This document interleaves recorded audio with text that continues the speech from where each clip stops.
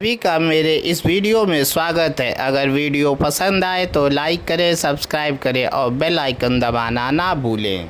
5 4 3 2 1 start.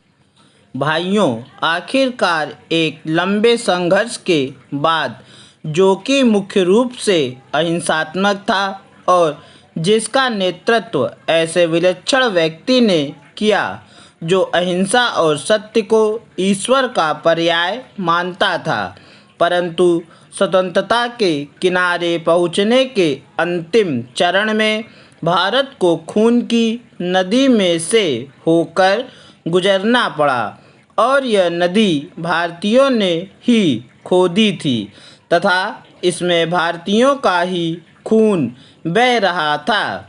अभूतपूर्व पैमाने पर लोगों का निष्क्रमण हुआ।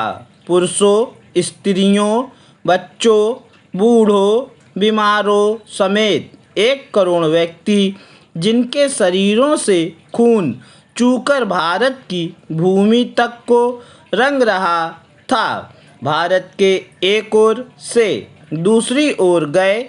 उन्होंने अपने पीछे न केवल मकान और ज़मीनें छोड़ी, बल्कि अपने घर के व्यक्तियों के मृत शरीर भी छोड़े।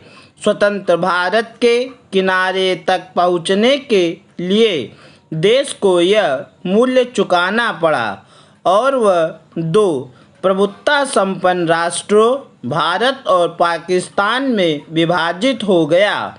यह 15 अगस्त 1947 की बात है।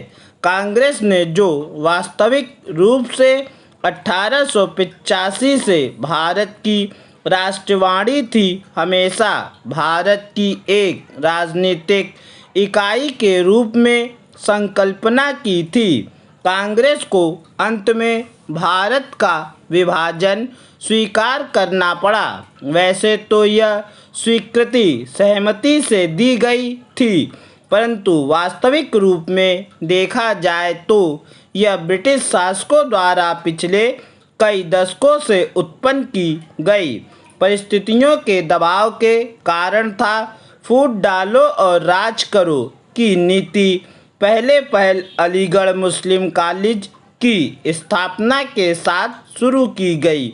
एक दूसरे के बाद आने वाले 3 ब्रिटिश प्रिंसिपलों ने पृथकता का विचार मुस्लिम नेताओं और छात्रों के मन पर बैठाया।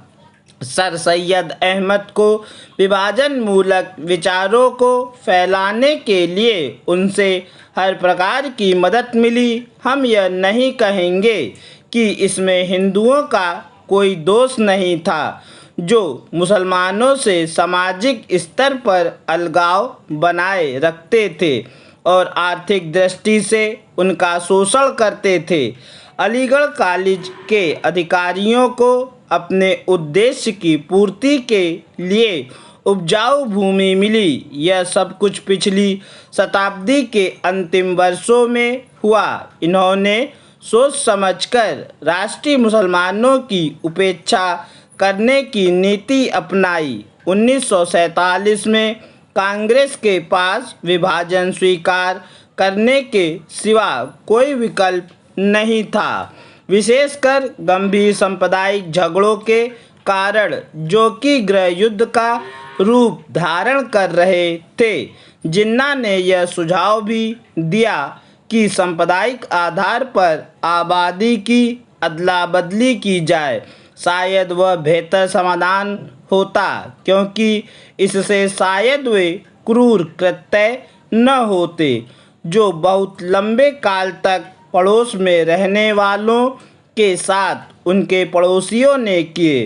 विभाजन को स्वीकार करते हुए कांग्रेस ने 15 जून 1947 को दिल्ली में एक प्रस्ताव पास किया, जिसमें अंतिम बार भारत की मूलभूत एकता का आग्रह किया गया था। इसमें कहा गया था, पिछली 2 पीढ़ियों के श्रम और बलिदान की नहीं, बल्कि भारत का विस्तृत इतिहास और परंपरा भी इस मूलभूत एकता की साक्षी है। यह निर्णय जो कांग्रेस ने दिया, शायद कहीं ना कहीं, क्योंकि हमारे पड़ोसी आज जो हमारे सबसे बड़ा दुश्मन है वह हम अपना दोस्त बना सकते हैं। पूर्ण विराम।